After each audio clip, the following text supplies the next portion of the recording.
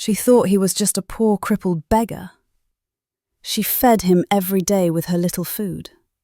But one morning everything changed. Who was this man? Why did he choose her? And what secret had he been hiding all along? Sit back and find out as we dive into this shocking and heart-touching story. This is the tale of a destitute girl named Amina and a disabled beggar whom everyone made fun of.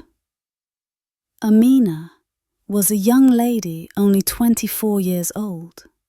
She hawked food in a tiny wooden stall along the road in Lagos. Her stand was constructed from rusty iron sheets and old planks. It was located under a large tree under which a lot of people passed to eat. Amina did not have much. Her slippers were worn and her dress was patched. Yet she smiled all the time.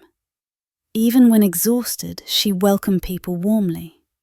"Good afternoon, sir, you're welcome," she would say to every customer. She woke up very early each morning to cook rice, beans, and yam porridge. Her hands worked fast, but her heart was slow with sadness. Amina had no family. Her parents had died when she was young. She lived in a small room not far from her shop. No light, no portable water, just her and her dreams. One day, while Amina was cleaning her bench, her friend Mama Sade passed by. "Amina," Mama Sade said, "why do you always smile when you are facing difficulties, just like all of us?" Amina smiled once more and answered, "Because crying will not put food in my pot." Mama Sade smiled and turned away, but her words lingered in Amina's mind. It was the truth, really. She had nothing, yet she still fed people, even when they couldn't pay for it. She didn't know that her life would be transformed soon. Something odd occurred at Amina's shop every afternoon. A beggar with a limp would emerge from the corner of the street. He went very slowly, using his hands to push his worn-out wheelchair. The wheels creaked over the stones. Creak, creak, creak. Passers-by would snicker or cover their faces. "See that dirty fellow again," one boy complained. The man's legs were bandaged. His knickers had tears at the knees. His face was covered in dust. His eyes looked tired. Some people said he stunk. Others said he was crazy. But Amina never averted her eyes. She addressed him as Baba Noor. During that afternoon, when the sun shone fiercely overhead, Baba Noor propelled his wheelchair and halted outside her shop. "You're here again, Baba Noor. You didn't eat yesterday," Amina said quietly. "I was too weak to come," he said. "I haven't eaten in 2 days." His head and ate slowly. Passers-by gazed at them. "Amina, you always feed that beggar, why?" a woman asked. Amina smiled back and said, "If I were the one seated there in a wheelchair, wouldn't I want someone to assist me too?" Baba Noor visited daily, and yet he never begged. He didn't yell out to passers-by. He didn't spread out his hands. He didn't approach people with asking eyes. He would sit quietly in his wheelchair next to Amina's wooden shop, head down, his hands folded on his legs. His wheelchair seemed to shatter at the slightest touch. One of the wheels actually leaned to one side. As others turned a blind eye to him, Amina always had a plate of warm food for him. Sometimes rice, occasionally beans and yam. She served with a wide smile. It was a hot afternoon, and Amina had just served jollof rice to 2 schoolboys when she saw Baba Noor sitting once again in his corner, quietly. His legs were still covered in tattered bandages. His shirt now had more holes. But he remained silent, just sitting there. Amina smiled and scooped hot jollof rice into a plate. She placed 2 tiny pieces of meat in it and approached him. "Baba Noor," she said softly, "your meal is prepared." Baba Noor slowly raised his head. His eyes were weary, but when he saw Amina, they relaxed. "You always remember me," he said. "Even if the entire world forgets you," she said, "I won't." Then, a large black car pulled up and stopped by her shop. A tall man alighted, dressed in a clean white shirt and dark jeans. His shoes were glossy, as if just polished. He was tall and muscular, with deep-set eyes. "Good afternoon, sir," Amina said. "Good afternoon," the man said, but his gaze rested on Baba Noor. He did not blink. Baba Noor continued eating, but Amina saw something odd. He had ceased chewing.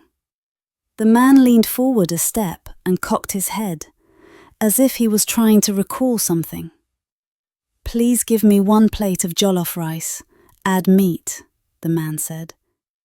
Amina hastened to take the food and serve it to him. But as he picked it up, he looked back at Baba Noor once more, eyes uncertain. Then he got into the car and drove away without another word.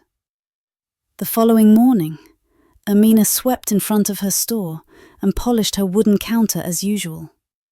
As the sun came up, she continued gazing down the street. "Any moment now," she breathed, "Baba Noor will come rolling in." But no wheelchair, no Baba Noor. At noon, her heart was racing. She inquired of Mama Shard, "Have you seen Baba Noor today?" She served customers, but her face didn't smile. She hardly ate. She kept thinking about him. One night, she sat by herself in her room at the back of the shop, clutching the last plate she had served him. "Baba Noor never misses a day," she whispered. "Even when it rains, even when he's sick, so why now?" Unexpectedly, on the 4th day, a black vehicle halted before her store. A tall figure alighted, with a red cap and high-quality attire. He did not smile or say hello. He simply walked to her table and gave her a brown envelope. "Why this?" Amina inquired. "Read it. Don't say anything," the man replied and departed. In the envelope was a piece of paper. "Come to Green Hill Hotel at 4 p.m. Don't tell anyone. From a friend." Amina was puzzled, but sure of one thing. She had to leave. At 3:30 p.m., she locked her shop, murmured a prayer, and rode a tricycle to Green Hill Hotel. Upon arrival, it was like dreaming. She presented the note to the guard, who smiled. "Someone is waiting for you inside," he said. A man in a black suit brought her through a hallway and came to a stop at a tall brown door. "Someone is waiting inside," he said. Amina took a breath and opened the door. Seated in the center of the room was Baba Noor, but he wasn't poor-looking. His face was clean, his attire neat. He had on a white shirt with golden buttons and a gleaming wristwatch. The wheelchair shone.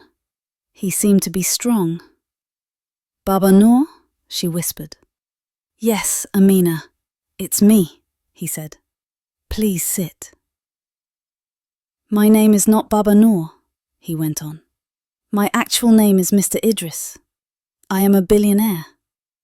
Amina was shocked. "But why did you assume you were poor?" "I wanted to observe people's true hearts, to find out who assists merely because it is the right thing to do. You fed me with happiness. You never teased me.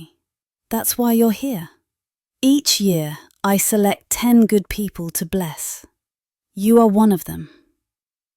Then, Mr. Idris did something that made her speechless. He stood up from the wheelchair. "You can walk?" "Yes," he replied. "But I had to know whether someone would love me even when I appeared broken." Amina cried. I didn't help you for a reward. I just did what was right. And that's why I picked you, he told her with a grin. He took her outside. A fleet of SUVs was waiting. They drove through the city until they arrived at a stunning upscale restaurant. The signboard indicated, Amina's place, home of sweet meals. Amina was shocked. Once a worker asked her, Madam, why do you do this? Amina put her hand on her chest. Kindness brought me here, so I must send kindness out again. And as she saw others eat and smile, she looked up and whispered, Thank you, Mr. Idris. Thank you for seeing me. Moral of the story: kindness is never wasted. Even when you have little, giving from the heart brings blessings you never imagined.